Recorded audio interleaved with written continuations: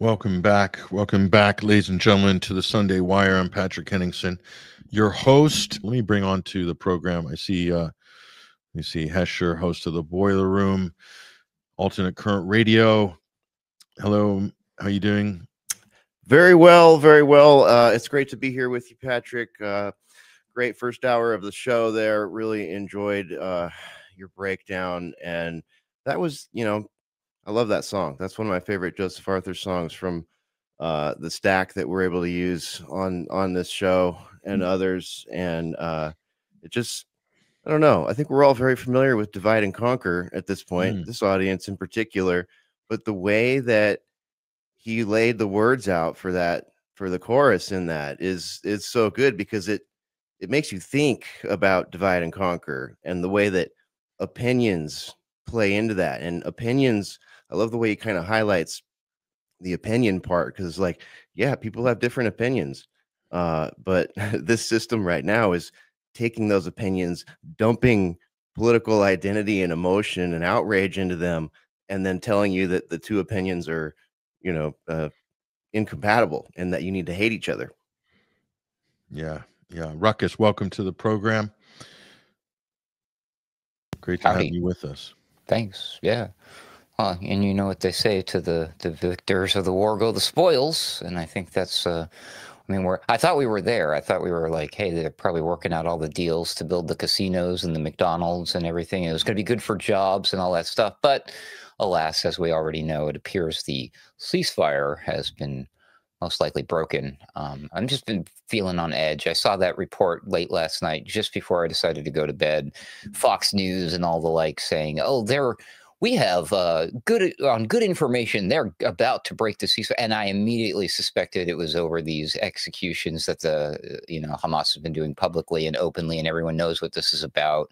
They've been taking out some of the dirty rats, some of the bad people that cost lives of some of the citizens out there by aiding and abetting what the IDF was doing at the time, which was, according to, a small handful of people in certain government organizations around the world, as a word called genocide.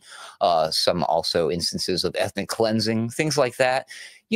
So, the people who were involved in committing these war crimes were dutifully dealt with in a way that I would suggest that most other countries, including the state here in America, we have very stringent rules about treason and stuff like that. And, it involves the death penalty. If we were to root out the traitors in our own country after a bloody conflict and take care of them, would we be accused of just running around murdering our own citizens? Well, maybe, because that's how propaganda works. Right, Patrick? Well, look at the hellscape behind both of you, the pictures that you've chosen for today's show. I mean, if anybody aided and abetted that and was still running around in your neighborhood, what do you think's going to happen to them? I mean, this is like, we'll get back to that in a minute. Just briefly on Joseph's track. The other thing, it's such an incredible song, and the video. It's a 6 minute and 10 seconds or 6:30, 6 minutes. It's a long song. It's a long song, but it's got kind of a repetition. And I saw, when I first saw the video, Joseph makes his own videos, which is also interesting. A lot of musicians don't do that. Joseph does. Joseph is full spectrum artist. He does it. It's a one-stop shop. He does it all. And I said, Joseph, how did you get the rights to all those illustrations? And he said, what rights? I made them. So he made them as a combination of himself and AI, and he put those scenes together, and it's just, I mean, it's like a wild science fiction acid trip, and it's so incredible. And I told him after a few months, I said, this is a genius, this song, because as what Hesher was saying, is it just puts this kind of political scene into context through this kind of poetry, and it just has this repetition to it. It just drills in, and I started singing this song all day. I've got the hook in I don't know if you guys, Hesher, looks like you do too. I have the hook in my head. Not anymore, but I did for months after. And I'm thinking to myself, that's a good songwriter right there. This is a good And art. it should have resonated more with American listeners, I thought, because it's a very American message, patriotic, like, you know, don't tread on me, kind of like that's the concept of, you know, how this country here in particular was founded. The idea is that united we stand and divided we fall. It's that basic, you know, it's an obvious one, but it's like it seems like that concept is lost on a lot of folks, in particular these days. So it is, as everything that Joseph does, very timely, although he did write that one some while ago. Yeah. I don't know if you saw Peter Gabriel. You guys know Peter. I'd say he's pretty high up in the in the pantheon of music legends, but he said publicly recently that Joseph Arthur is the best songwriter of our generation. That's what he said. So publicly at Joseph's on stage at Joseph's gig in London. So that's quite an endorsement, I would say. Yeah. Hesher, I think you're on mute, if I'm not mistaken. Yeah, actually, I got to speak to Joseph yesterday briefly. He told me to tell both you guys and the audience hello, and that he misses you guys. Yeah, we miss him too. I mean, he's an incredible artist, and we're privileged to, you know, be able to share his art on the program and on this network as well. So, but back to the ceasefire. What do you guys make? I mean, you know how skeptical we were when this all went down, and I'm not surprised at all. I had no expectations that this was going to become anything. However, I hope that I hope even the fake ceasefire can hold for as long as possible, because these people so desperately deserve to eat, to be able to sleep, to be able to get water. They got jugs of water coming in, because I just found out something disturbing, ladies and gentlemen. Israeli soldiers blew up the water treatment plant for Gaza.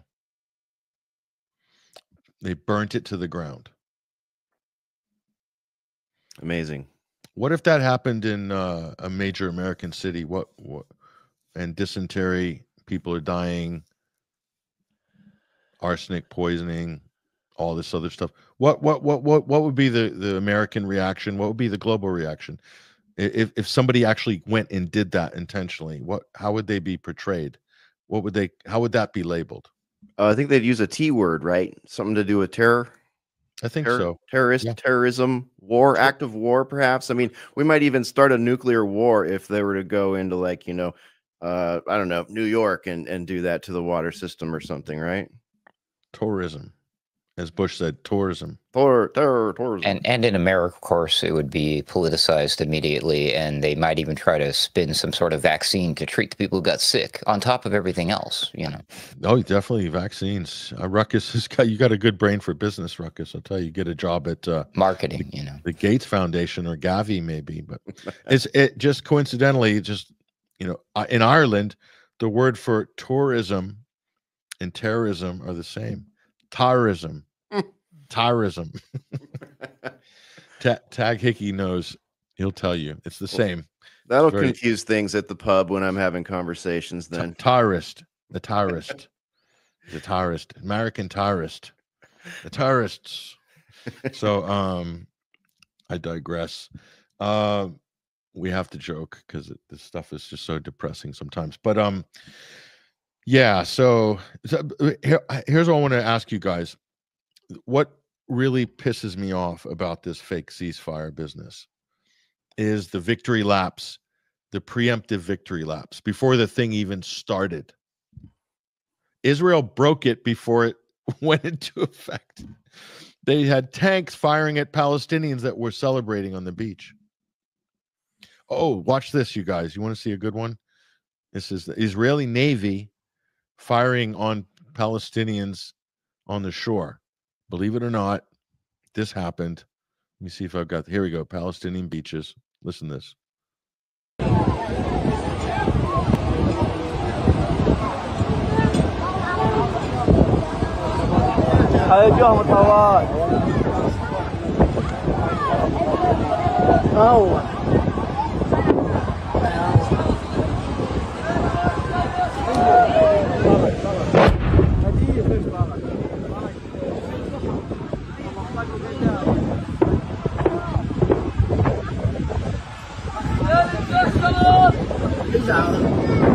So basically, these are Palestinians trying to re-enter northern Gaza, and Israel between the tank fire and I don't know where these artilleries were coming from. I think from a Navy ship, possibly. I'm not sure, but I mean they already broke it as we showed earlier. So I mean, I don't understand the State Department. They must be in such an Orwellian mode that they can get away with this. The thing that statement disturbs me, guys, which I showed you from the State Department. Let me bring that back up on screen here. This one. What disturbs me is this sounds like a false flag. You know, they're setting up a false flag. That's my worry here. And if Israel did do a false flag, and you know, even if it got found out after a week or two or whatever, the reaction would have already gone into motion. You know, and then we'd be arguing about it like the Nord Stream pipeline. Mm-hmm. Yeah. So it's just the situation is so perfect for abuse because they have total control over this space. Just like NATO had total control over the Baltic Sea during Baltops 22 you know. So there's nobody else they have Israel's total control over the space. That's what worries me, guys, about this this preemptive Minority Report style declaration here by the office of Marco Rubio and Steve Wood. My spidey instinct is still suggesting that they're trying to pass off the public executions as these attacks against civilians. But I know what you're saying because you know, I also had that immediate thought too, as well as like, oh, well, they're going to do something. Then I'm like, well, that's kind of technically out of character. I mean, all the world has been paying attention, and I think it'd be very difficult to convince people that Hamas is just randomly, hey, you know what? We went through all this for you. You're not grateful enough. We're just going to start killing. It doesn't make any sense. They've been fighting and giving their lives to protect the people in Palestine. So, I mean, to just randomly start murdering them makes zero sense. And I don't think it would work. I think because they've already been laying the breadcrumbs about this, the public execution stuff. Donald Trump was talking about it just the other night. Like, oh, I've been seeing reports. This isn't good. If that's what we're going to have to go ahead and wipe them out. And I'm like, is he talking about what? I think they're talking about that. And then the State Department comes out with that. So again, just my instinct here, I don't think it's a false flag thing. I think it's just a perception of a bunch of stupid people that don't understand what's going on out there. It'd be very easy to pass around videos to see, oh, look, they got people dragged out in the streets. They got their hands behind their backs and hoods on. And look, they just shot them. Oh my God, that's horrible. And it could be like just put in the face and a shock factor, and they could just run with that, Patrick. I don't know. Yeah, it's already being packaged as Muslim barbarism or Islamic barbarism, whatever. You see the people they're talking about, these militias, these ISIS affiliates trained by Israel, operating out of IDF controlled. They smuggled the guns in with the Gaza Humanitarian Foundation. That's how they ran the guns in. So every single aspect of this is completely contrived. It's completely contrived by U.S. and Israeli intelligence. All of it. There's nothing authentic going on here. This is a completely staged situation, and so they're getting executed here, and it's probably the most humane sort of outcome that they're probably going to get, that anyone will get in Gaza. So I mean, that's what's happening. So guys, I mean, do you need a PhD in geopolitical science to work this one out? I mean, it seems to make total sense to me in the sense that it's the perfect cover for whatever they want to do in Gaza, whatever they want to do to the remaining Palestinian population, right? At this point, it is such a disaster there, and so many people are gone, and the people that are left are suffering and worried about, you know, shelter, food, safety, water, just the basics, you know. So any narrative can come out of this place. And when I look at that small picture right there, I'm immediately confused by this execution. What am I looking at? Am I looking at somebody? I'm looking through 3 cameras right there in 2 different perspectives, and what the lighting is like almost studio lighting or something, and I immediately start to kind of go, wait a minute, like, and if you remove that comment for a second, you can see there's like two cams. We're looking at through, like, what is that? A pair of like glasses or a GoPro mounted camera that's looking through a phone at the same thing. This is a digital world. I'm sure this is all very normal. But it strikes me as like, okay, wait, I feel like immediately like I need to be careful about narratives like this that I see coming out of a location like that is so fenced in, so enclosed. I mean, we saw what happened with the flotilla the last 2 times. There's not many people getting in there with their own tech, and the journalists have all been killed, and the hospitals are all gone. You know what I mean? So it's like, where is this information coming from? And what is the, you know, trend going to be now? Are we going to keep seeing things like this? And what will these narratives drive towards? I would say they're probably going to drive towards just, you know, the completion phase of the ethnic cleansing that has been done there. Yeah, yeah. ISIS affiliate, Shelley, ISIS affiliates financed by Israel. Yeah, of course. Of course. So what's the solution, Patrick, says Ramplants01. Everybody wants solutions. We just always bang on about the problems, aren't we, guys? We just don't offer any solutions. Well, we've seen this movie before, 10 years of it in Syria. What is the solution? The solution is they're sending in armed jihadist proxies and thugs and criminals. What's the solution? You have to fight them. Hamas has to fight them. That's all that's left. What a dirty game. As if it's not bad enough, they've bombed these poor people. They've destroyed, as the background. Look at the backgrounds of our teammates here. Look at Hesher and Ruckus. That's the reality right there. So what you know, after that, and still they're sending in jackals to, like, what? So chaos and division, and make it difficult for Hamas to govern in the region, and also be able to demonize them globally, continue to demonize them. And can you believe it? Saying, oh, Hamas is threatening the people, the State Department. We're going to protect the civilians of Gaza from Hamas. Can you believe this BS garbage? This is max level. I mean, it's really, I think it's reaching the limit. If there was a limit, just on the other side of this door is President Camacho, Mountain Dew Camacho. Pretty just much. on the other side of that door. That's how close we are to the idiocracy. With right there.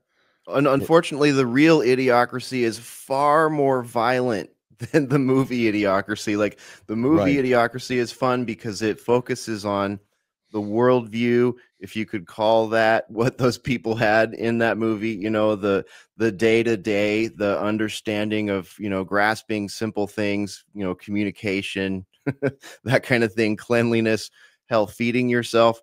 But there was, you know, and of course Camacho's famous for the, you know, M60 scene in it, where he's, you know, just basically having a like a NFL style celebration for politics. Where are we seeing those these days? I won't mention any names. Someone might find it distasteful, but you know what I'm talking about. But it's like, there was no, like, you know, discussion in the movie about the geopolitical failings of Camacho's regime or anything like that. Like, so, you know, it took something, the Idiocracy, Mike Judge's Idiocracy, is something that's fun and funny and a little bit scary and predictive, but it didn't really touch this. Well, look at this comment, guys. What are your thoughts? Hope, Love, and Peace says AI will start coming into play. Please don't scare us any more than we already are frightened about this prospect that we all imagined. And I knew, I already saw this coming like 10, 15 years ago. I thought, what would happen if they could fake the statesman, or somebody making a statement or something, put that out, the chaos ensues. Even if it's debunked after, the job's done. But we're there. Like, it can be done any moment, and anybody in any bedroom can do it and put it out. So governments can do some extraordinary things right now in terms of incitement. So AI will start coming into play. Footage, realistic footage. It's going to be done. You know, I'm not spending all my waking hours playing with AI video creation. I just don't spend any time on it because we're too busy dealing with reality. But the problem is this stuff is encroaching on reality now, and we have to deal with it. It's kind of crazy if you see that. How does one not know whether or not AI has already come into play? Now, granted, I'm not talking just the fake Oh yeah, yeah, I know images what you mean. Yeah, yeah. and videos, but there is a lot to be said about war planning and strategies and movements and the responses and the propaganda. I'm willing to bet that a lot of that stuff is guided, assisted, if not straight up created from some sort of algorithmic AI LLM program. Yeah. It's just Sure. because it's Yeah. too much. In today's day and age, if you are the type of an organization, let's just pick one at random, say the Israeli government, just for fun, and you rely heavily on a propaganda campaign, and it's very important for you to maintain your branding, your voice, you got to keep all the things just perfect, just the right way. And once you've mastered that, do you want to leave that up to a human being to make a mistake, or couldn't you just train a machine to just nail it just right every time and just make sure everything's on point, keep it pumped out, keep it coming?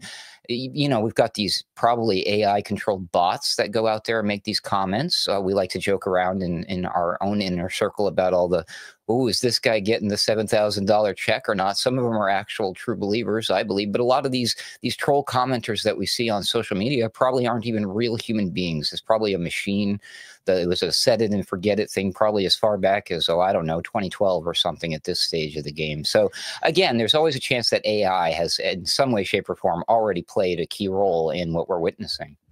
Well, here, yeah, I agree. Definitely, Ruckus. I mean, we could go see if you count. I count CGI in there as well because we're talking about fakery, aren't we? So, and I know that some people would tear my head off for saying this, but I'm just being devil's advocate. Do 747s disappear into buildings? It's just one of those questions that often haunts me. But I know some people get triggered when you ask that question. I think it's a fair question, though. I think it's a fair question. Yeah. Yeah. Especially when, wings kind of just phase out for half a frame and, explosions start happening like after a thing has disappeared. And, you get something like the Popular Science magazine article, which outlined the idea of pancaking steel beams at free fall speed, these kind of Oh, that things. So stuff, yeah. yeah, a lot of begged questions for sure. Oh, definitely on the structural collapse thing as well. But nonetheless, there we are. So I like this though. Someone said solutions. Americans need to boycott products, entertainment, sports. Yeah, that's a good place to start. Taxes. That's going to work. No, we're talking about Israel. Oh yeah, sorry. Israel here. We'll get to that later. That's on the domestic front. I'm sure you have a lot of takers on that one. Yeah, I mean that's the solution right there. So everybody can do that. What would it take to unembed a foreign government that has done what it has inside of our administration by having so much lobby control? How do we end that? How do we stop that? That's a big one right there. I think if we could take care of that issue, we might be on the path to healing. You know what I mean? Yeah, no doubt, no doubt. We have some additional. Here we say it's on the water treatment. The Israeli Navy controls of all international waters. It now seems, and yeah, well, at least they didn't play football like last time. They also bombed the sewage. Yeah, they did. They bombed the sewage plant. Yeah, as well. So as if it wasn't bad enough, that's the world's most moral army.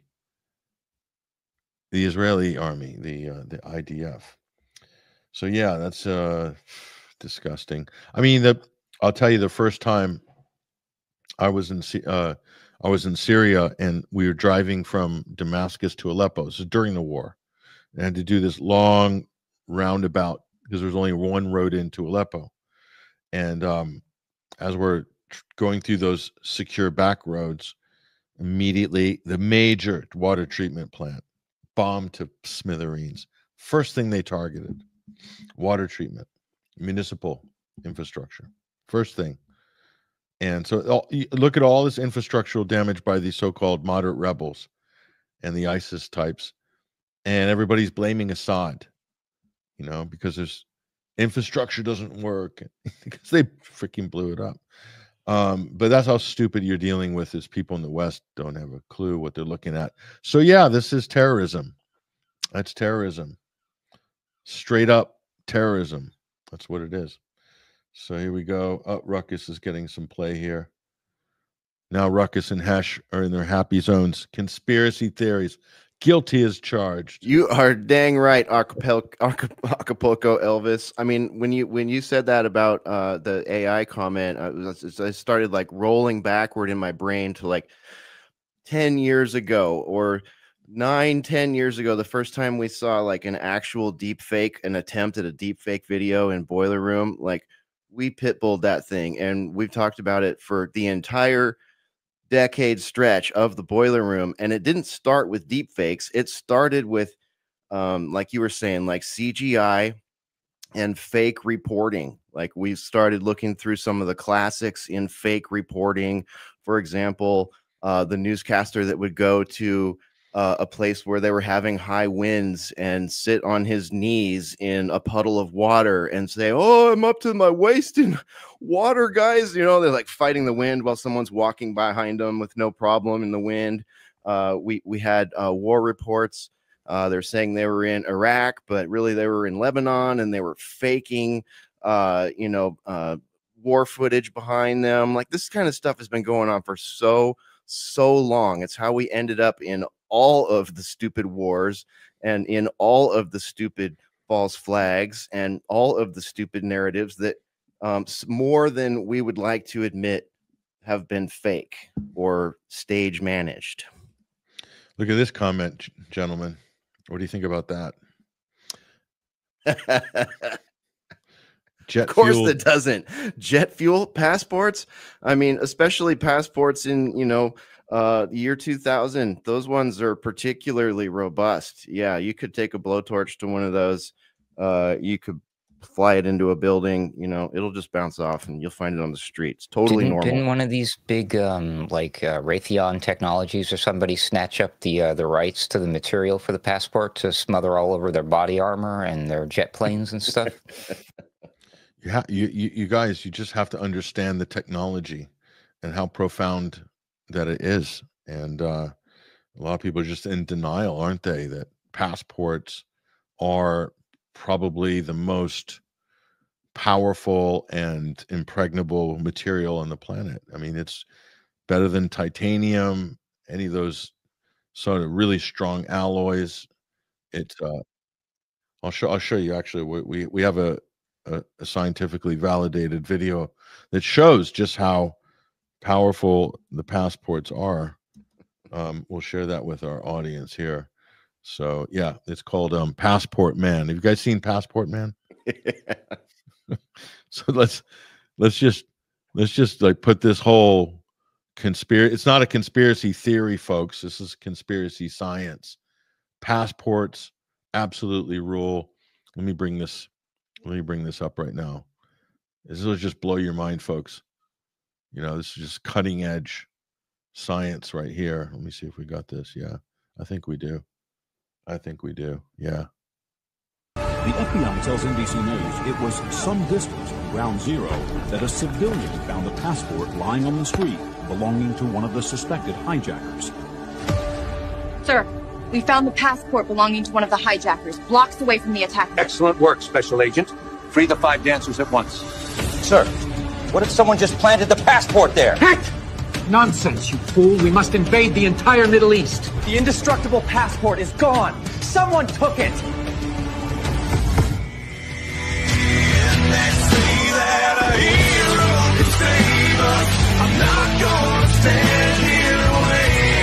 Who is Passport Man? Did he steal and then reverse engineer the indestructible passport of one of the hijackers? If they made buildings out of passport paper, maybe they'd still be standing. Now I've got to make sure this never gets used the wrong way again.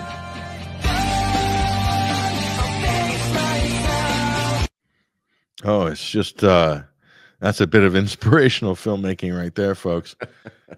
Passport Man. I think that looked like a Jake G TV special. I got to go check the credits on that, but it's one of these rare instances, enjoy them while they last, before the AI overlords take over everything and start killing people. This is a fun example of the use of AI. This gives people, whoever the creative person was behind that, an opportunity to create something on that level that they probably would not have been able to do otherwise, because they would have had to hire an entire team and or have the know-how to do all that digital CGI. I mean, instead, they just spent some time thinking about their vision, and then they directed it through a prompt using one of these, that one to me looked like it was either the Google VO or it was a Sora generated video. They usually do them in just short clips like that, which Jake GTV is known for using these type of things where you only get like a short snippet, but he puts them all together. And some of these people are very good about the way they do it, but that one in particular is one of my new favorites. I did catch that one around 9/11 time this year, and I thought it was fantastic. That was a good share there, Pat. Yeah, free the 5 dancers. I like that comment there. That's my favorite part. I agree. It's funny. My passport is indestructible. It's my face. Oof. Oof. That's pretty hardcore. Hollingsworth. Wow. And so, yeah, we also got here. Oh, here we go. It's like the moon landing tech. It's way ahead of its time. Better believe it. Don't mess with the moon landing tech. Send a Schlitz beer can up into space and call it a command module, guys. How about that? It's a shame we can't figure out how to do all that again. Who wouldn't believe this? Yeah, it's like, yeah, it's an inch thick. No, not even an inch thick. It's a 1/4 inch thick. No, maybe half an inch thick. I don't know. What are you going to do about it? No insulation. Isn't it cold in space? And plenty thick enough to get outside the Van Allen radiation belt. I wouldn't worry. Exactly. They put passports in between the...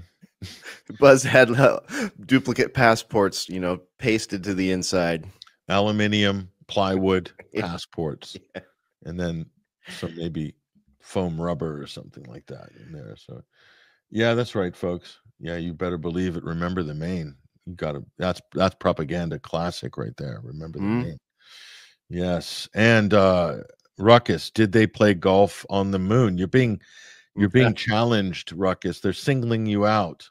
They're not specific in this. Who you got to let me know. Who do you mean by they? See, no, if you want to, I'm just kidding. Hold on, Acapulco Elvis. If you want to interface with our AI Ruckus avatar, you have to put the correct prompts in. Okay. So chat Ruckus. What's the prompt that he needs to put in? No, I'm just saying that the answer is no. There's no way they play golf on the moon, nor did they get that flag planted just the right way, and it was just sitting there perfect. That was a neat trick there. I don't know. Yeah, blowing in the wind. Was it a metal flag? I can't remember what the. It just stood there like perfectly still, stiff or whatever. Then they said, well, we had to do that because we wanted it to be a nice shot, a nice picture. Or like, so you are admitting that you staged these pictures? Well, uh-oh.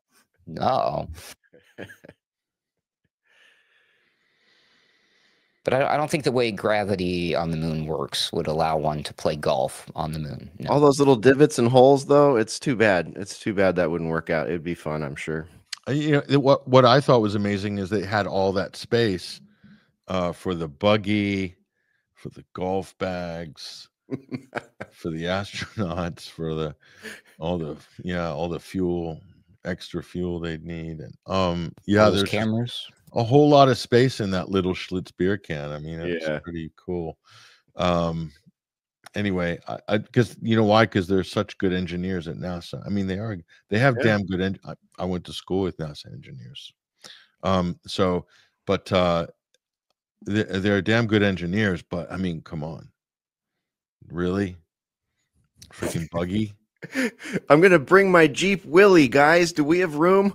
I can just see the conversation now. We definitely got to bring the Jeep. And so it had to have been battery operated, right? So it would have been like a sort of embryonic Tesla prototype with just battery operating at very low temperatures, like below freezing space. I mean, it's pretty cold, right? So we're told. Anyway, there's a lot of issues to work out there, guys. I don't want to go down that rabbit hole, actually.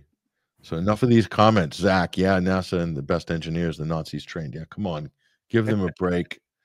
Get why they're just never going to leave the Nazis alone. I mean, NASA never going to leave NASA alone. Sorry. And the Hummer. Was there a Hummer on Apollo? That was a Hummer. It was a Jeep Willie. I saw a really great. I talked about this in detail on Boiler Room years back, but I saw a really great comparison of the moon buggy and the Jeep Willie, 1964 Jeep Willie or something like that.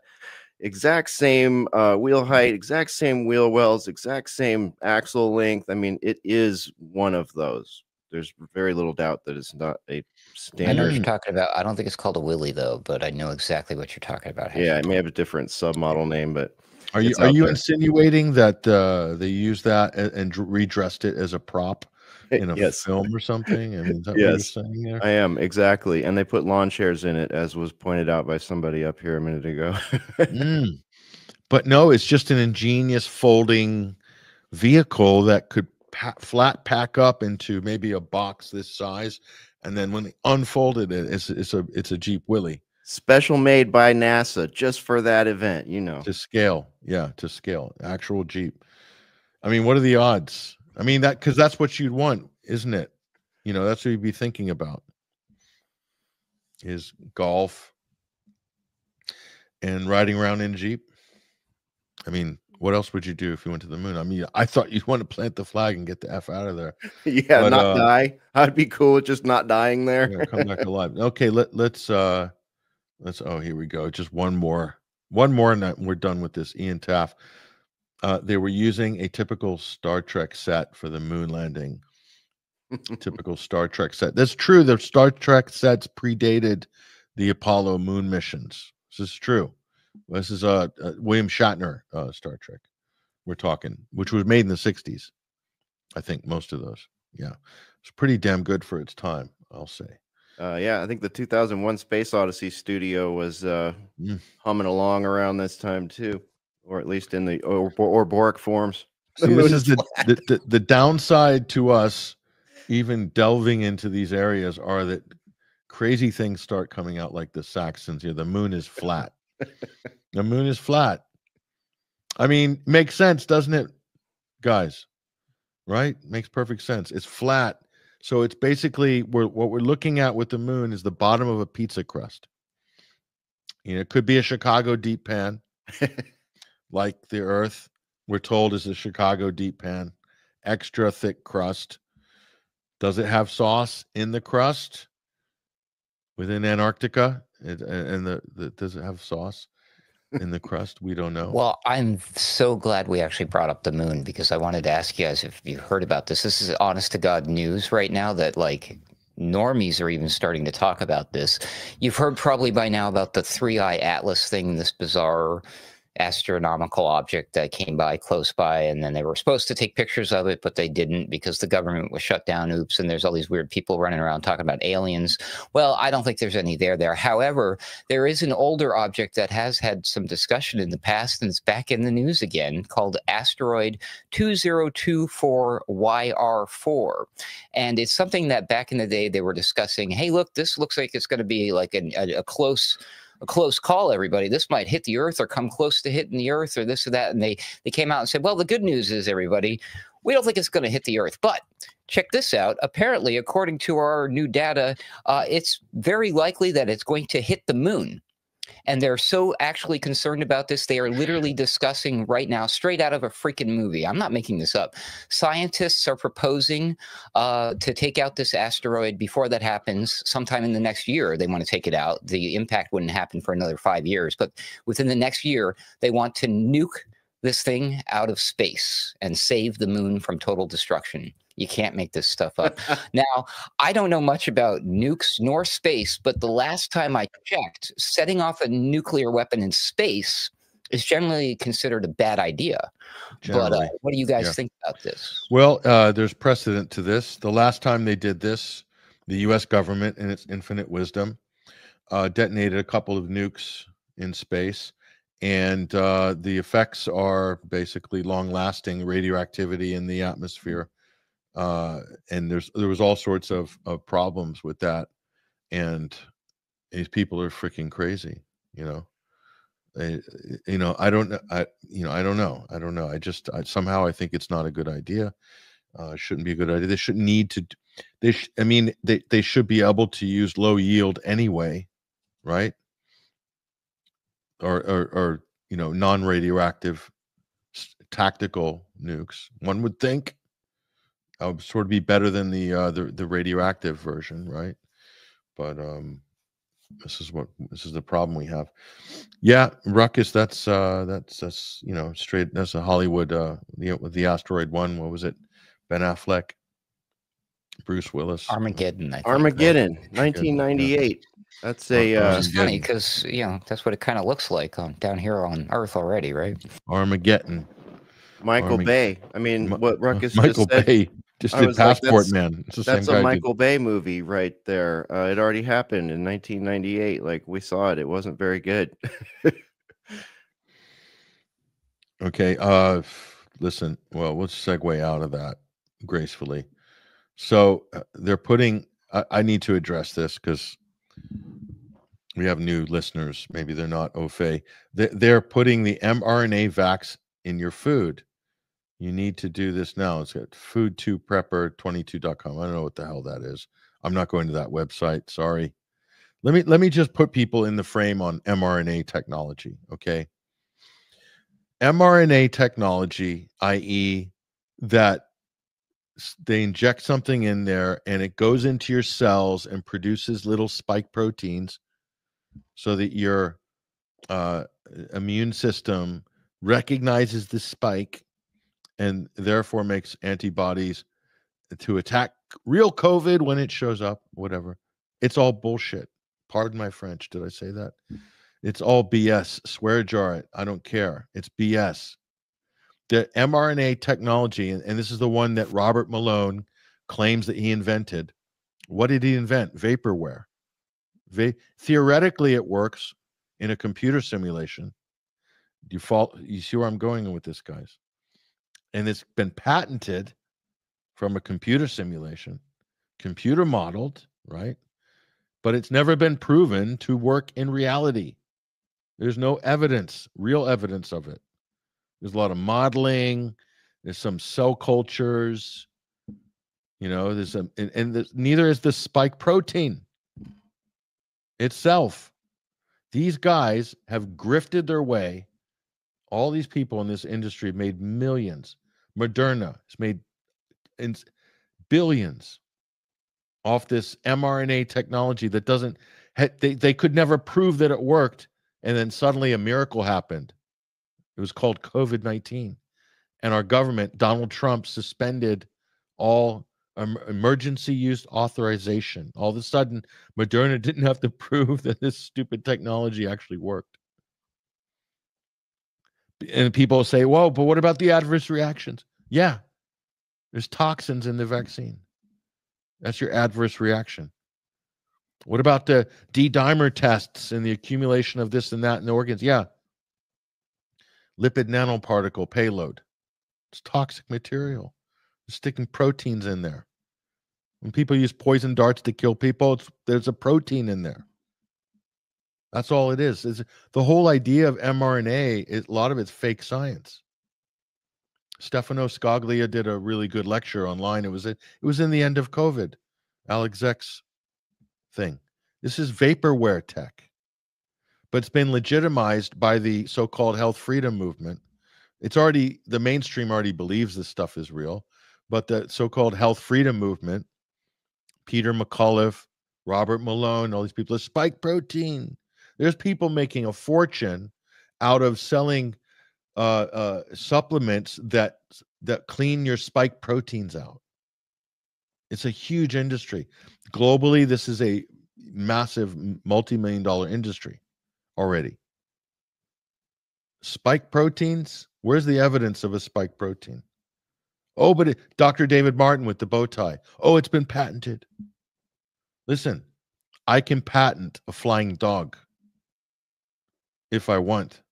I just say, I've invented a dog that flies. I can register it in the U.S. Patent Office, pay the money. So if I do, what's that evidence of? Is that evidence of a flying dog? No, it's evidence of a patent. That's Dr. David Martin's whole conspiracy. And these people are, they feel like controlled opposition. Just creating rabbit holes upon rabbit holes, and then making tons of money out of this naive alternative community that lap this stuff up and think these people are hero truth tellers. Some of what they're saying is good. You know, yeah, the vaccines are garbage. Yeah, this is true. The lockdowns were wrong. Yeah, that's true. You know, but it's the same people that will admit that PCR tests are fake will still say that there's tons of COVID cases. The two of those cannot be true at the same time. Are you following me? Any scientists in the house? Anybody that knows the scientific method, basic logic, evidence-based? If the data is garbage, then all of the case numbers are garbage. Yes. Yes. And that means lab leak is bullshit as well. Sorry to rain on your parade, guys.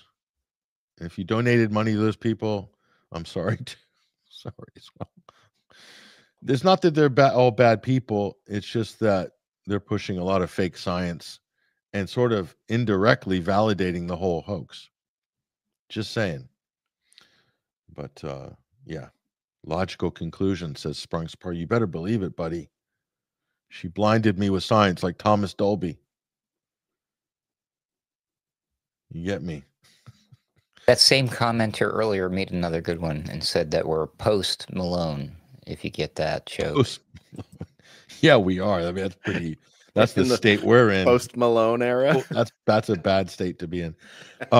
Mo Better says garbage in, garbage out. Yeah, if you're collecting data from a non-diagnostic fake test and you're accumulating case numbers, they're getting fed into epidemiological models about the spread of a so-called virus. If it's garbage coming in the data set, then the results are going to be garbage. You can't say there's a pandemic and at the same time say that the data collection main method is fake. I mean, I don't have a PhD in epidemiology, guys, or biostatistics, but I do know that. Like I kind of know that. Am I too far off base here? Are we going over the heads of our audience here, guys? Not this audience. Really Not this simple audience. stuff, you know. No. That I know we're not. I know we're not. Yeah, COVID crisis led to the worst genocide. Yeah, you're right. A massive vaccine genocide. That's right. Bruce is correct. Toxic deployment of a toxic, untested product. I mean, forget about untested. It's so few of those products, if any of them, have any benefit whatsoever. They certainly don't do what they claim they do. And that's the other paradox. I'm sorry to go into virology 101 here, folks, but you cannot claim a prophylactic prevented you from getting anything. It's impossible. You can just say, oh, we looked at the data and cases are down. Oh, we're back to that again. So you can't prove, this is the irony of the vaccine industry, you cannot prove the vaccine saved one life. It's impossible. This is the paradox, the logical paradox of proving a prophylactic. Sorry. And you can prove the opposite of a lot of the intubations, a lot of the, I'm not going to mention specific pharmaceutical products, you know, the ones I'm talking about that were given that led to people losing their lives or their quality of life. And it's still happening. That's the other thing to Bruce's comment. It ain't over. People are still keeling over suddenly, and we're not getting fair information on why that's happening. So Mendelsohn says, I get vaccinated every year and I'm free from flu and COVID. I trust my hospitals. So because you got vaccinated, does that, so if someone doesn't get vaccinated, which many of our listeners haven't got flu or COVID or alleged COVID or whatever they think it is, and they didn't get vaccinated. So does that mean that not getting vaccinated prevents you from getting it by your logic, Mendelsohn? I'm pretty sure they're being sarcastic. Yeah, I think Mendelssohn's kecking there. So I know. Yeah, he's trolling. That's a frog, isn't it? I didn't see that was a frog. I thought those were Grand Prix racing flags over his face. I just didn't work that out. I was seeing something else. I'm so like out of shape with recognizing keck memes now. So yeah, I've been looking for them. So what happened to the frogs? They disappeared. I think they're making a resurgence. I think we might be seeing a bit of a resurgence today here at the Wire. Dog whistle for white racism still, apparently. I did not know that when I originally invested in Pepe coin, and then once I heard that, I was like, well, I got to sell that bag now. I'd hate for anyone to automatically assume anything about me, because I hate it when that happens. I hope you didn't make a loss on those, but I made a loss on everything, Patrick. You did. Well, hopefully it was a micro loss. Pepe coins a point not a percent. Iman Pudama. That sounds like a Jedi. From the I had masked up normies telling me it was man-made, the virus, when I was trying to tell them it was a big nothing burger. It proved to me that it was a CO idea. What's CO? What's that mean, guys? I didn't get that bit. Controlled opposition, perhaps? Yes. Controlled opposition. Very good. Yeah. Everyone's like, man-made. No. And then we'd say, so you agree with me that the death certificates were completely forged and ramped up to pad the statistics? You agree with me on that? You agree with me they rewrote the protocols to determine what's a COVID death? You agree with me on that?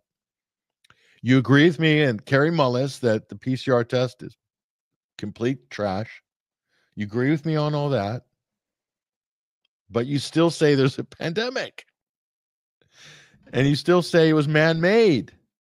And then the workaround is, well, they meant it to be more devastating, but it was a lot weaker.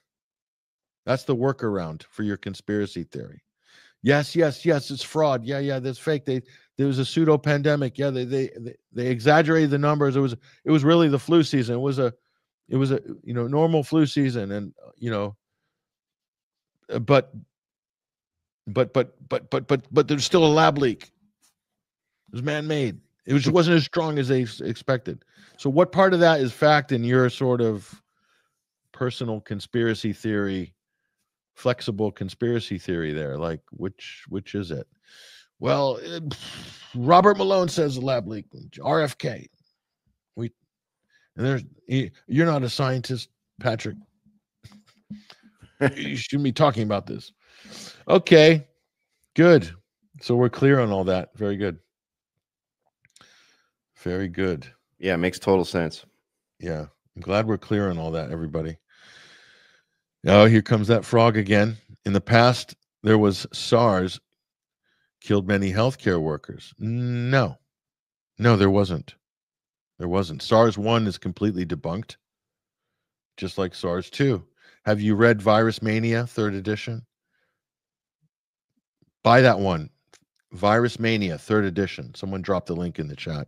Yeah, grab Dissolving Illusions while you're at it. There's another essential piece of reading. Oh, when you read Dissolving Illusions, you will feel like you've been completely ripped off your whole life about what a vaccine does or doesn't do.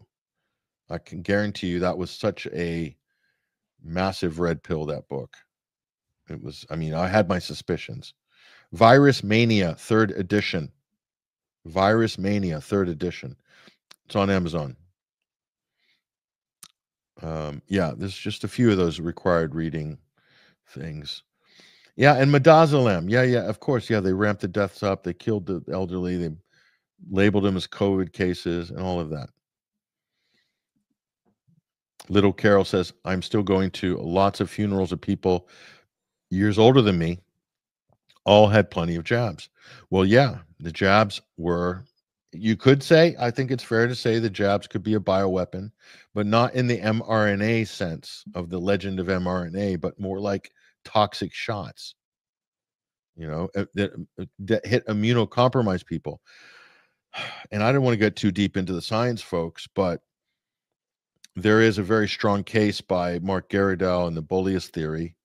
It's a very strong case that where you inject, if it goes into the muscles or directly into the bloodstream, they had unqualified people vaccinating. You're supposed to aspirate the needle. If there's blood in the chamber, you abort and you do it over again because you don't want to inject the payload into the bloodstream. Trained nurses do that. But we had people running around sticking needles in people that were not qualified to do anything. So if it went to the muscle, the odds of an adverse reaction very low. If it goes into the bloodstream, possibly very high. Plus, we had the batch differences, and there's people done the analysis on the different batches.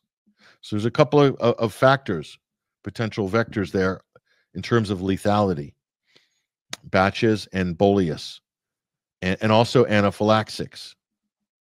Again, simple stuff. Everybody knows someone who's allergic to nuts, right?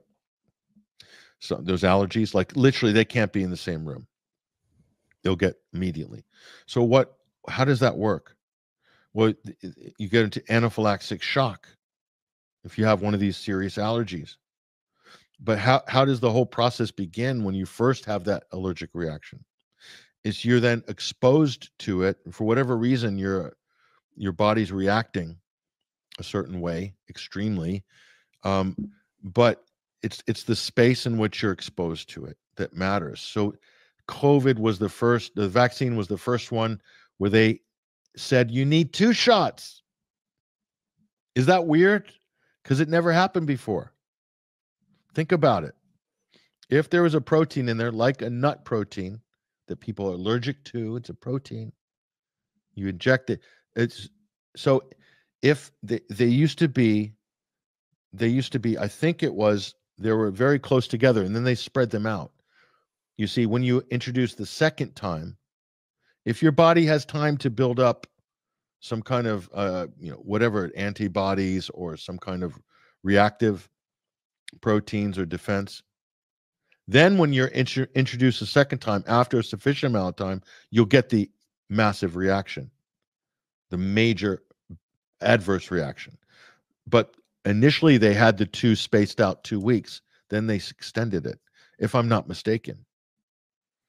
And that set the stage for, according to this theory, I may have some of this wrong because I don't have the book in front of me, but it's based on that sort of anaphylactic shock.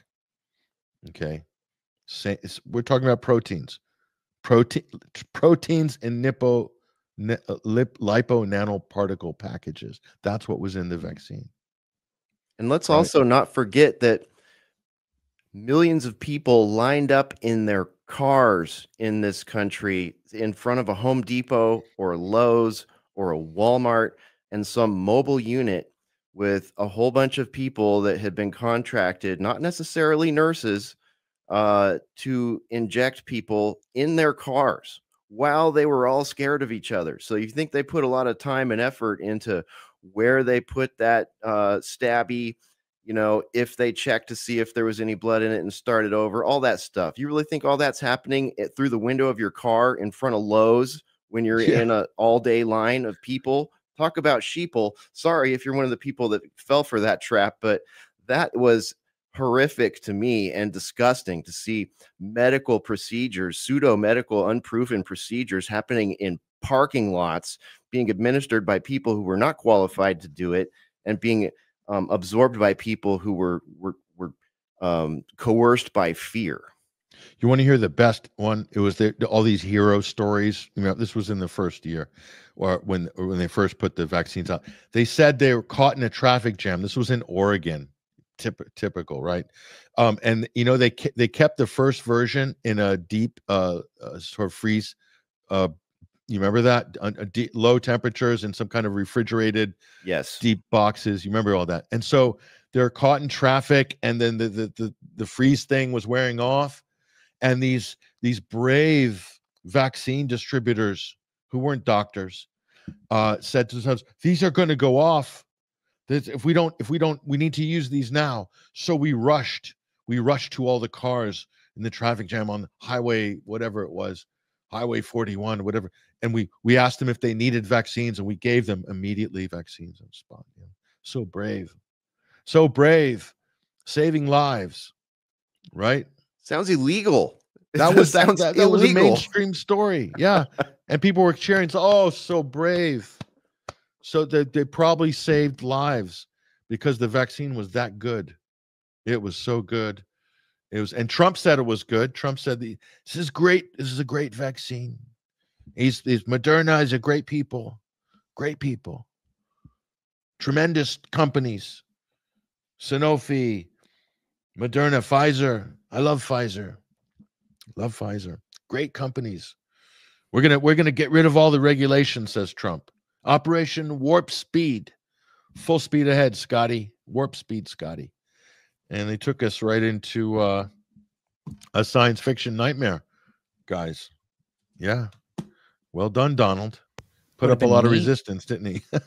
For them to gather all those people who were the recipients of those emergency shots in that well-known news story. We should get all those people together for a reunion and have like hey, I remember that day. I'm guessing it would be very easy to find these people and round them up. I'm sure they're all very well and healthy since they received that emergency shot. Yeah. Yeah, that would be a good one to track them down if we could, Ruckus. Mendelssohn on this topic, I can't agree with Patrick. So actually, the frog was not joking. Yeah, I noticed. Hesher, that frog was I'm a serious. little surprised, Mendelssohn. You should probably pick a different avatar. No offense. I think Mendelssohn. I think you need more shots. You need more. They get them for free from their government, he says. So who still does that? Probably That's Canada? a good thing. Like government wants to give you something for free, and it must be good, huh? Okay. 2 shots of untested venom vaccine. Listen, that movie about the snake venom in the water, that's just ridiculous. That was the stupidest thing I've ever seen. So many people got brainwashed by that. If you're that gullible and you just take some documentary appears on Rumble and you're not questioning something like that, then you really need to kind of go back and take stock and then come back out to the world, because I think one of the snake venom guys was just on with Alex Jones over the weekend. Sure so watch out. out. He's done very well out of that one, actually. Snake venom guy and snake oil guy together. Wow. Yes. Perfect pairing. Yeah. That's Juliana. The series was to destroy fertility. Yeah. Well, that's a plausible theory. Depopulation agenda. Yeah, you got it. Here we go. Smart. She knows.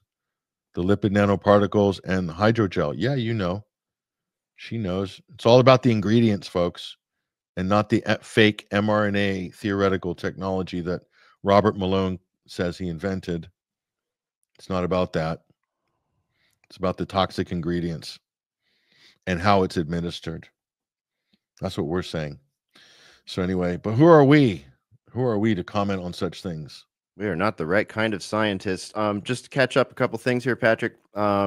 Dissolving Illusions. I'm going to shout out again. Someone asked earlier who the author was. Dissolving Illusions, Suzanne Humphreys, as well as a number of other authors. There's like 4 authors on that. Roman by Transyk. I don't know if I can pronounce that name. Another author there.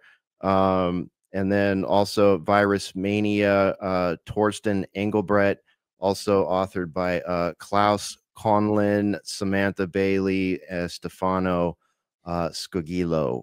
So Virus Mania again and Dissolving Illusions would be probably the 2 books we would recommend. If anyone wants to dive a little deeper into this one. Mendelssohn, please read it also. It might add some perspective, or at least add some perspective, some context for you to understand our perspective.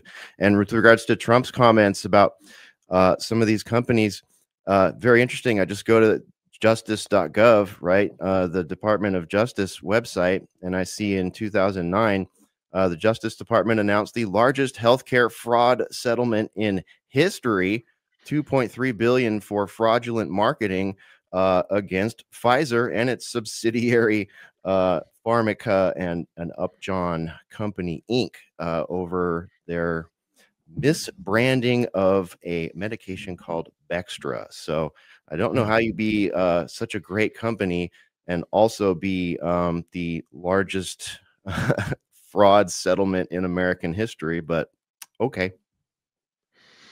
Oh yeah. Yeah. Well, Donald, it's not his fault. It's not his fault. It must be Biden's fault. It's Biden's fault. Here's Virus Mania right there. Screenshot that, folks. That's on Amazon. I'm not promoting Amazon particularly, but yeah, it's on there.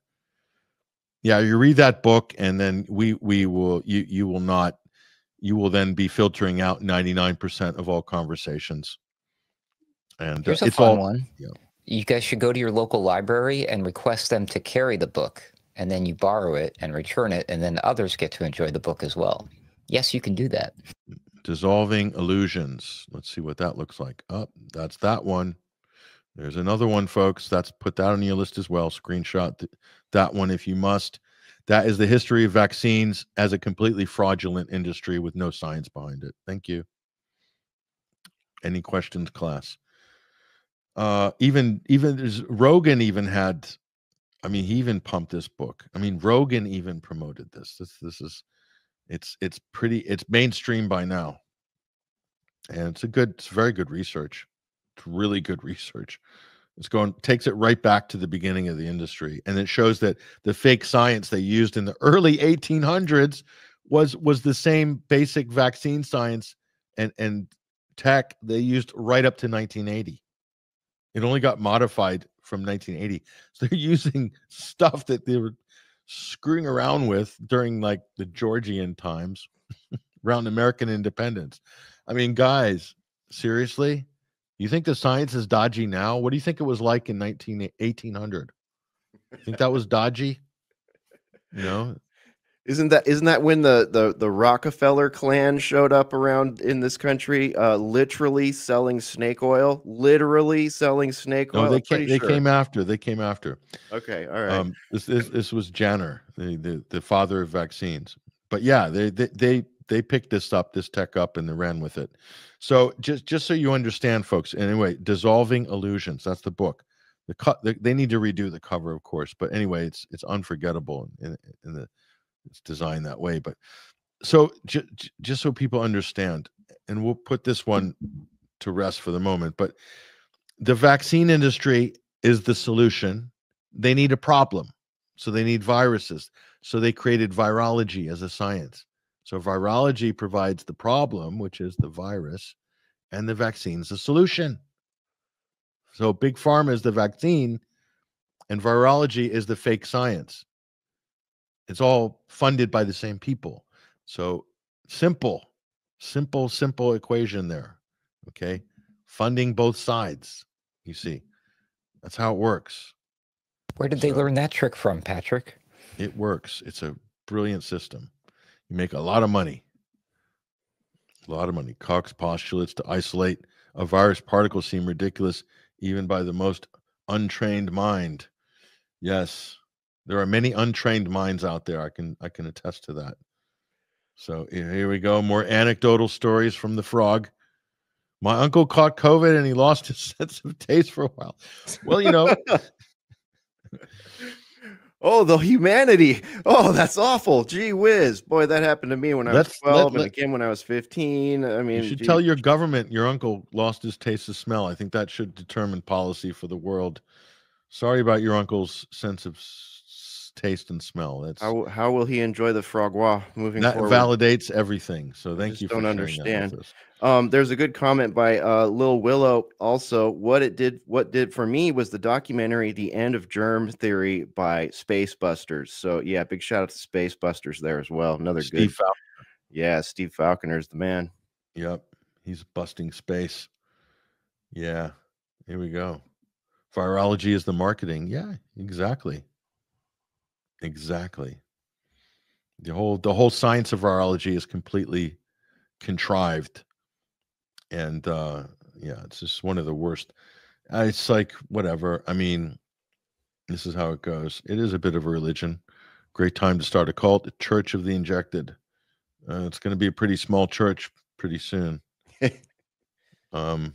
Well, the word pharmakia, which is, of course, the root word for pharmacy, does mean like magic, occult, spellcasting stuff, if I'm not mistaken, yeah?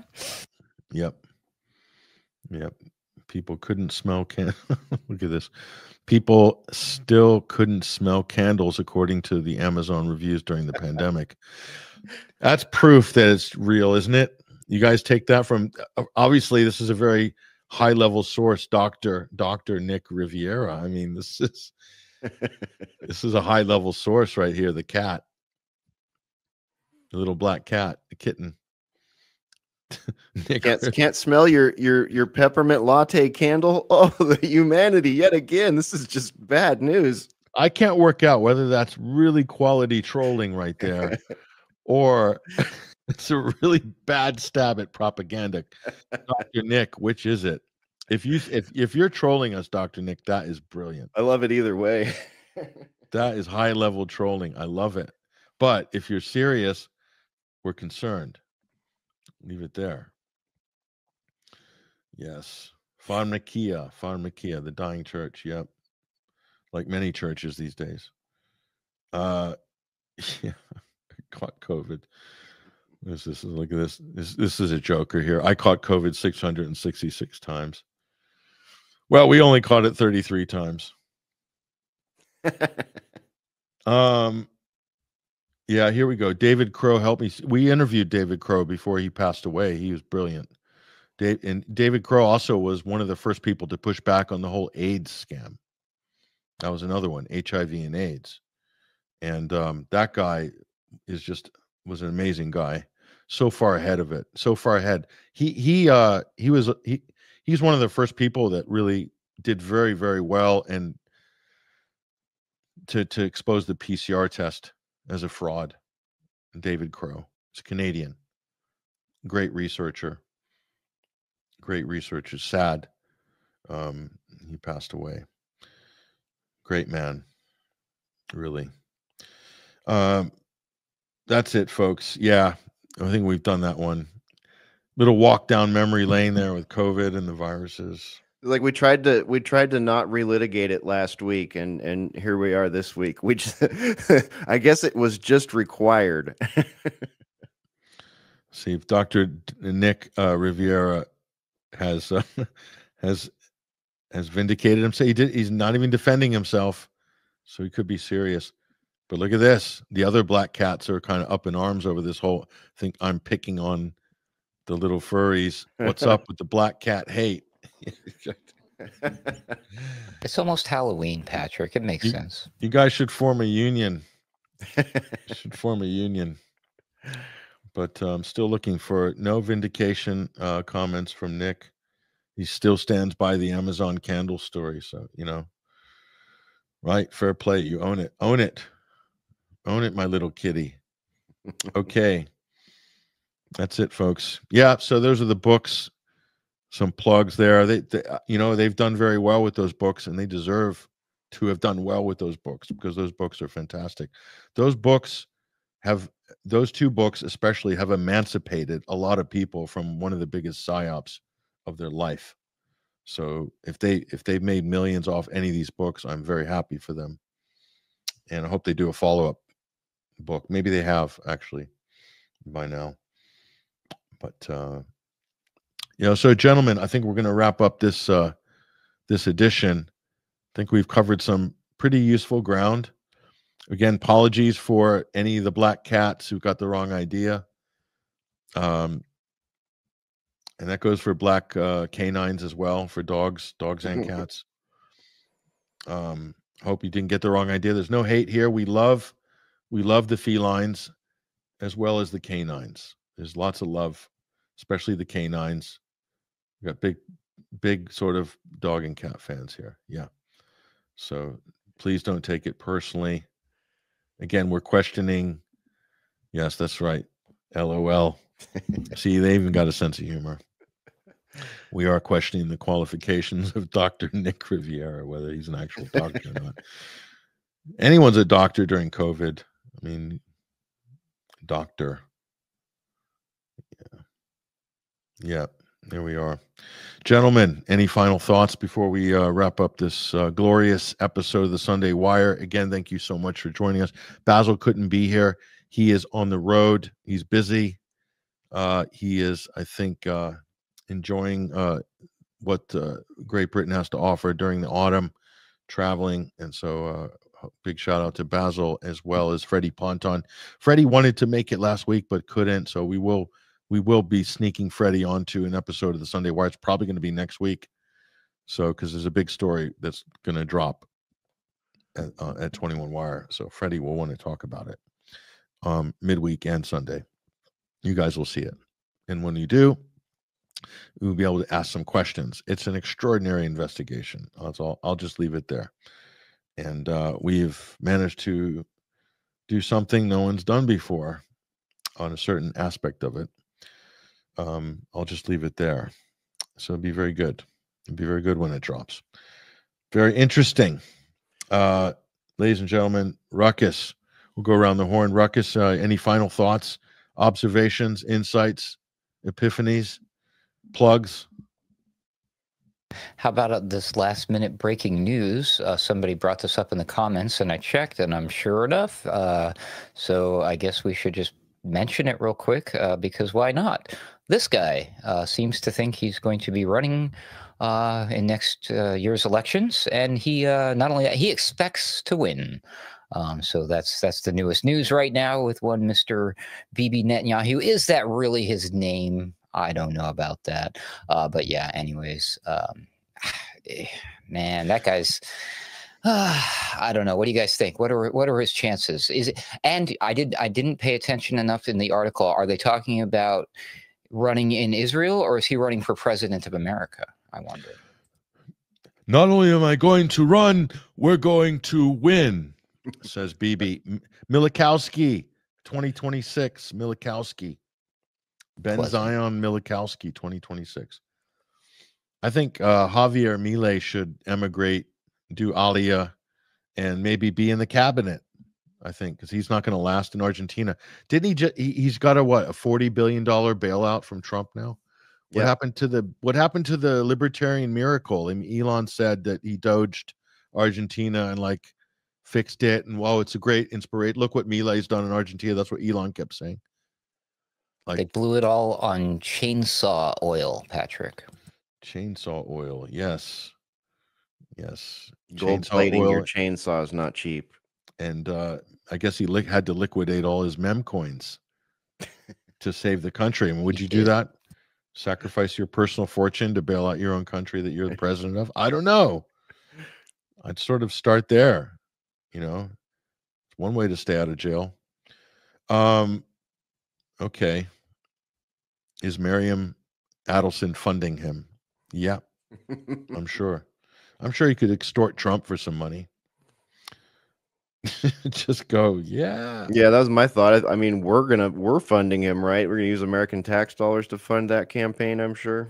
Yeah. Will American Christians who got caught up in that geofencing stuff be witnessing campaigning ads for Netanyahu's running for PM in Israel? I mean, because we would want to support him winning in Israel, obviously, because he's got the Zionist Christians' best interests at heart, right? Of course. So who would his competition be, and are they any better? Well, he's running a coalition, and he only has 2 seats. Likud, his party, only has 2 seats in parliament. Can you believe that?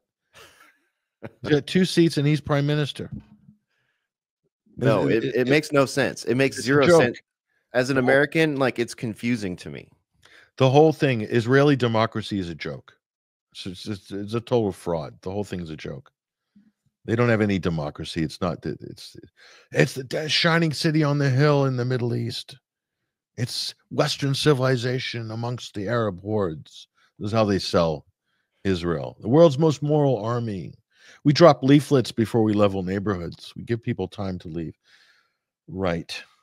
The Moral Army. Yeah, I saw them this morning. I saw a video of them this morning. IDF training a young female IDF officer who looked like she wasn't more than 17 to shoot a 40 Mike grenade out of a grenade launcher into people that were looking to, you know, get some water or something like that. So yeah, that's a moral military for sure.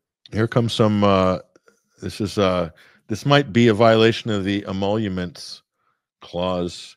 I have a $250 bottle of scotch for Hesher.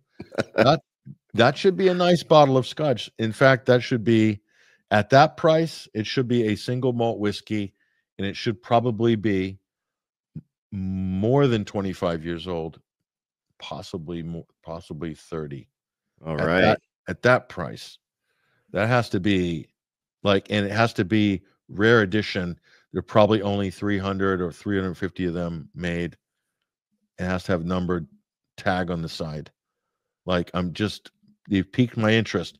Yeah. It has to come from Scotland, right? Now we're talking about a cure for COVID, right? Right. Yeah. Booyaka shot. So don't threaten those things, Acapulco Elvis, unless you're willing to deliver. Yeah, Hesher at alternatecurrentradio.com. I'll get you a ground address, buddy. And if you want to bring it over, we'll have it together. Yeah. Hesher at alternatecurrentradio.com. That's the email. Get in touch, Acapulco Elvis. Do not issue idle threats on this program. Don't threaten us with a good time, buddy. Don't threaten us with a good time. I love that. That is almost a t-shirt right there. Don't threaten us with a good time. That's such a great line. That one's open sourced. Yeah, you just it's a classic. Sourced it. I think I lifted that from Brett Michaels' show, Rock of Love. There was a particularly trashed young woman on that show that said that to him when he said something lewd. I never forgot it. Sir Holly Hollingsworth saying, I've got some leftover slow gin. Yeah, okay, right. Now we're getting into these are just the drinkers coming out here. That's all. That's all this is. Okay, I'm waiting for a wine mom. Yeah, well, what more are we to do after a day of news like this, right? That's right. Thanks, guys. Great stream. Thank you, guys. Thank you to everybody who retweeted the stream as well. Appreciate it. Just before we go, quick shout out programming on alternatecurrentradio.com. Hesher, what's happening this week?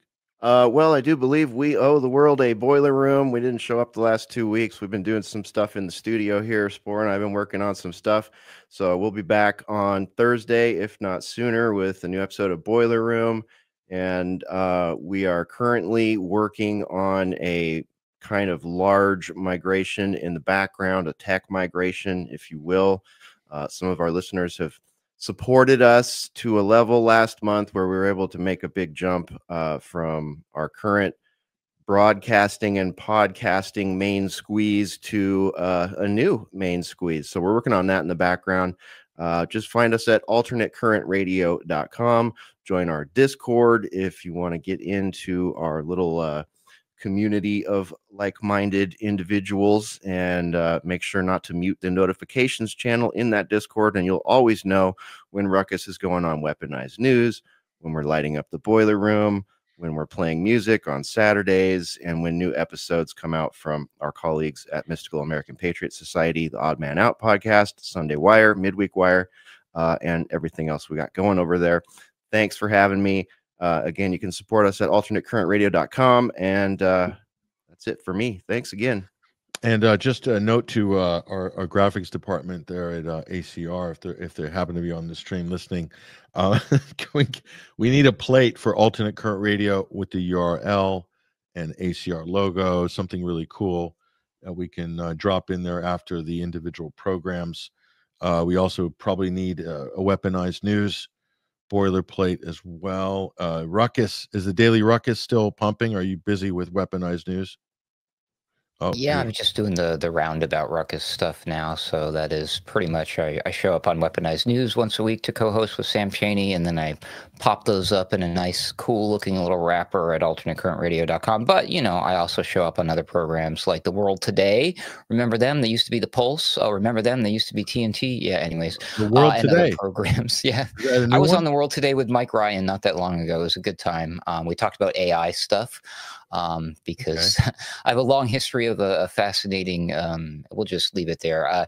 They used to, true story, back when I was on TNT. I'll just mention this because it's kind of funny to me. That they did not like it when I was reporting stories about artificial intelligence a couple of years ago, because they thought it wasn't like a big deal. It wasn't important.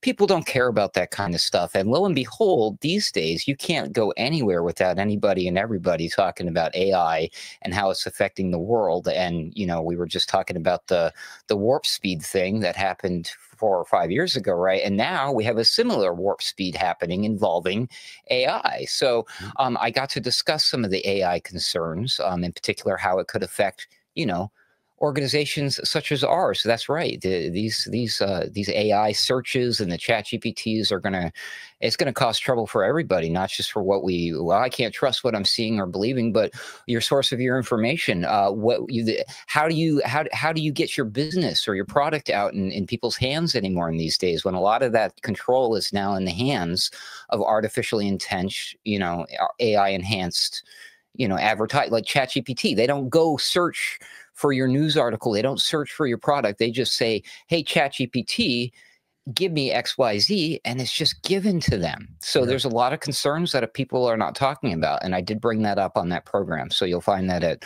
alternatecurrentradio.com, my discussion with Mike Ryan.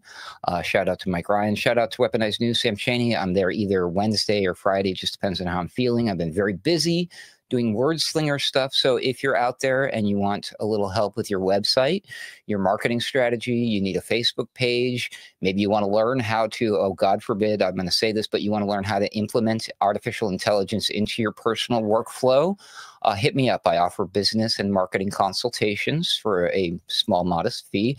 I can also help you with your website, graphic designs, and stuff like that. So send me an email or a direct message on my Twitter. Okay, you'll find information for all of that at alternatecurrentradio.com.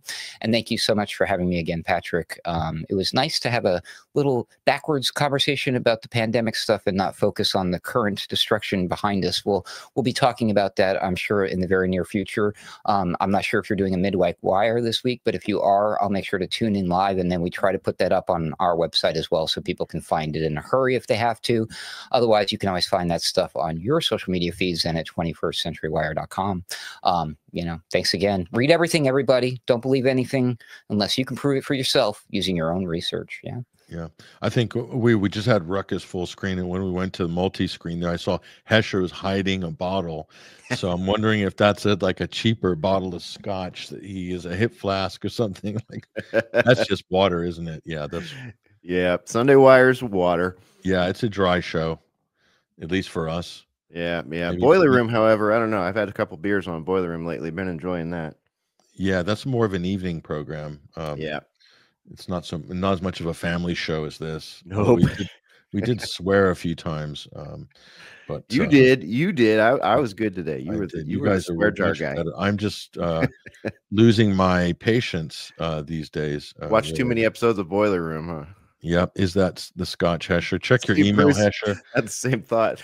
In fact, let's just open up the floor a little bit. If that's Hesher at alternatecurrentradio.com. If you want to send an expensive bottle of scotch to Hesher, he's not going to say no.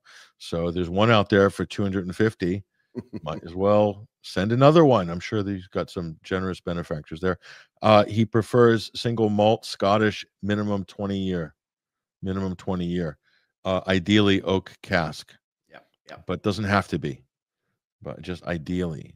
Right. Ideally. And that's good sipping whiskey, and it holds its value. That's actual cash. You can actually trade that. It holds its value. It's like Bitcoin. Right. After the asteroid smashes into the moon and the economy tanks, I mean, you know, I could barter with that. So hook me up. Yep, you're damn right, Holly. This is a proper family show. You know what I'm saying? This is a family show. People are organizing their weeks around this program. A lot of people, they have the dinner ready. They have the kids out, and they're waiting. And I'm sorry for the profanity, folks, but these are serious issues. And Johnny Walker, Blue Label. Look, Johnny Walker's it's a blend. It's not a single malt. Single malts are the king of the Scotch and whiskey family. Johnny Walker's good. It's good, but it's not a single malt.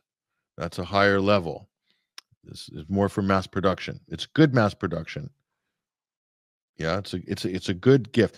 I'll tell you what, Johnny Walker's good if you're traveling around the world and you want to give a nice gift that everybody will recognize. Blue label is a good gift. Black label, yes, excellent. There's a red label as well, but blue is good. Blue is good. You go to Arab countries, you go to Africa, you go to Russia, you go to China. That's a good passport right there. You show up with a nice bottle of Johnny Walker Blue. It's a nice gift to enter. And it's basically saying, I'm coming from overseas, from the Anglosphere. Please welcome me. Please accept my humble gift there. And there's going to be somebody who's just going to go, wow, that's really kind of you. So that is a brilliant international sort of door opener. But for the connoisseur, it's definitely a Highland single malt. Aged. There's nothing like it. Or an Irish, a Bushmills, Northern Ireland. Antrim. It's got that peat bog taste to it. Oof. That's serious. Lovely. Stuff. Anyway, it's been a while, but I still remember the flavors in my head. I cannot really indulge in that sort of stuff anymore, but I might have a taste here and there and throughout my life. But I used to actually go to tastings, and because of the business we were in, I had to attend tastings in order to purchase them. So yeah, in bulk. So yeah, we had Scottish guys with beards and kilts coming down to London, like literally the whole table of like 22-year, 20-year, 25-year, right? And you taste what the difference between a 10 and a 25 was, and then that's how I yeah, with the cigars afterwards. That's how they rolled. Yeah, that's how the Scotsmen roll. You know, that's how they roll, man. That's right. Yeah. Oh, little yeah. There you go. I have a single malt for you, Patrick. Shall I send it to Hesher? Yeah, send it to Hesher. Send it to Hesher. Send it to Hesher, and then Hesher will keep it. And maybe when we see each other next, we'll crack it. Yeah, there you go. Little Carle special. That's good. 100%. Glenfiddich. Nope, that's a blend. It's good blend though. Another good blend. Yeah, I think they do. I don't know if Glenfiddich does a single malt. I don't think so. It might. I'm not sure about that, but it's an excellent blend. Glenfiddich is probably the king of blends. Could be. It's not Wild Turkey. Let's just put it that way. Yeah, now we're really getting into it. Yeah, Powers is a good blend. Powers. See, Dr. Nick. Irish Powers. Are you serious? You think that's a good blend? That's what an Irish dentist does when they're doing tooth extractions. Oh, they tie the string on the tooth over the door, and then they slam the door. But before that, they give you a shot of Powers. So what kind of doctor are you, Dr. Nick Riviera? What kind of doctor are you? Seriously. Yeah, this is crazy. Look at this. Look at that, Hesher. Johnny Walker's and Sons Diamond Jubilee. 200 grand. Good Lord. I told you it's currency. Wow. It's like a gold bar or a bottle of 73 claret. I mean, you get a pretty decent house in Texas for that much. Just show up with that bottle and you're done. That's it, man. That's yeah, that's legal tender in some countries. Yeah. Oh yeah. Better believe it. You better believe it, guys. Thank you very much, gentlemen. On that note, that's a worthwhile note to break on, I think. There you go. Yeah. And thank you to everybody in the chat as well. You guys have been awesome. Thank you for sharing the stream. Those of you who retweeted or shared the stream. And don't forget, if you're listening, that's one way you can really help us, is to like and subscribe on YouTube.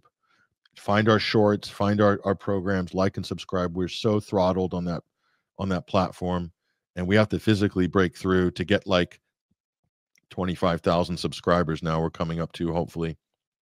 That's the only way we're doing it. We were stuck at 15 for over a decade. We were absolutely in the doghouse with Google and YouTube. Anyway, we hope we can turn that around. But thank you, gentlemen. That's Hesher. That's Ruckus, Alternate Current Radio. Guys, this has been a great program. Thank you for joining us again.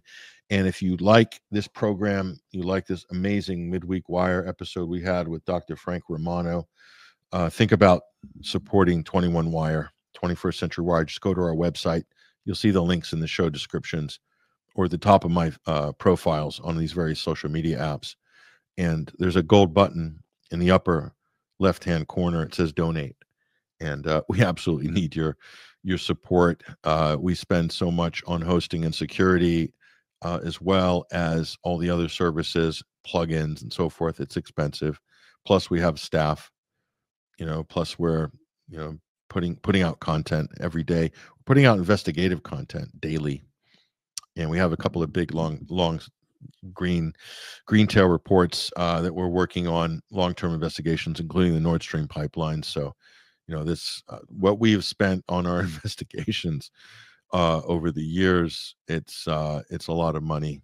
It costs tons of money, and we need your help to make that happen. So if you're listening, you like this program, but you like the content, the output that we're doing, please subscribe and become a member at 21wire.tv. PayPal, credit card, crypto, all the different options are there. So, again, it's very affordable, or just give us drop a single donation. And many people do that every month. So anyway, that's what we've got right now. That's what we have time. That's all we've got time for today, folks. We're going to break here. And again, I'm Patrick Henningsen, your host. This has been another edition of the Sunday Wire here on Alternate Current Radio. And thank you guys. Thank you, all of you, for joining us. And thank you to our great support crew. Thank you to our musicians and artists on our lineup, you guys, for your amazing content. And we really appreciate it. We'll be talking to all of you soon. But in the meantime, we'll say goodbye. Have a great week. We'll see you on the midweek. Hopefully we'll have something very good planned. Next Sunday, I'm pretty sure I know what we're going to be covering, but we've got a lot going on this week. So thank you again. Take care, everybody. All the best. For in the final analysis, we all inhabit this small planet, and we are all mortal.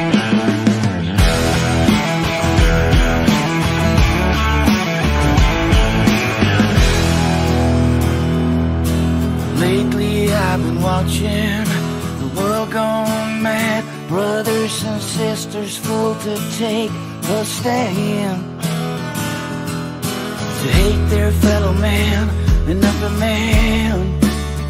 Divide and conquer is the acronym plan. Distract the people, control the story.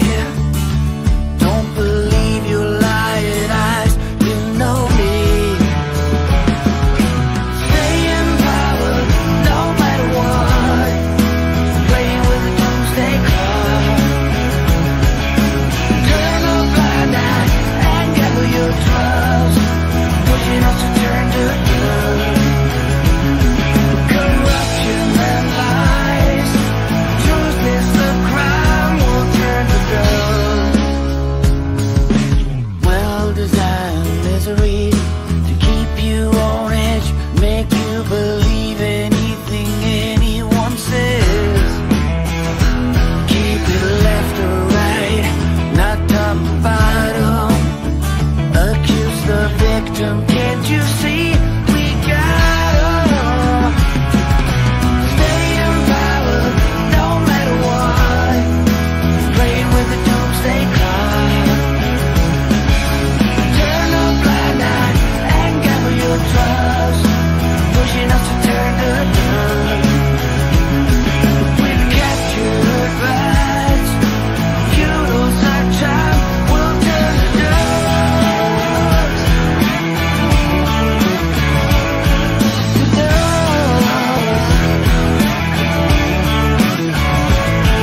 Industrialized brutality, commercialized cruelty, people as commodity, cheer on war and atrocity, no accountability, perpetual impunity, always have an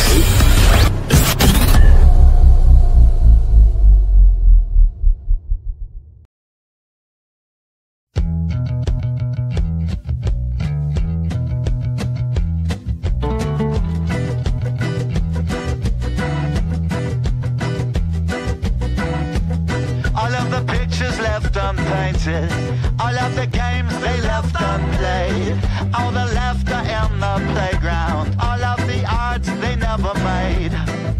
Ghost faces of a million Palestinian children.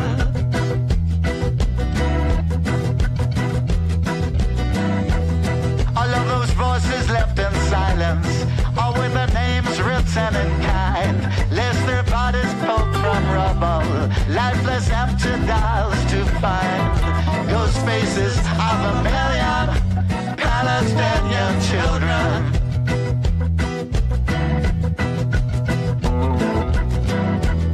What are the songs they've never written? What are the words they'll never sing? And the darkness of the nightmare, inescapable that rings. The ghost faces of a million Palestinian children.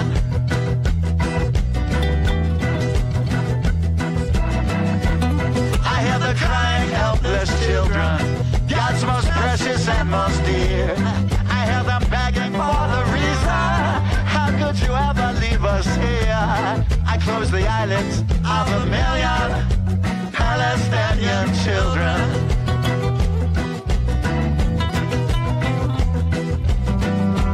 So what do we really stand for? Is this how our future's made? And when we ever find the courage to stand up unafraid, I tear away the persecution of the Palestinian children.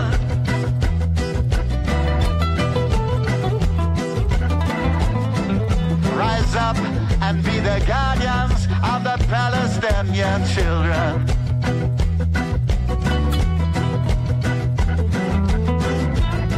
To respect our obligation, every creed and every nation, 'cause every soul deserves protection.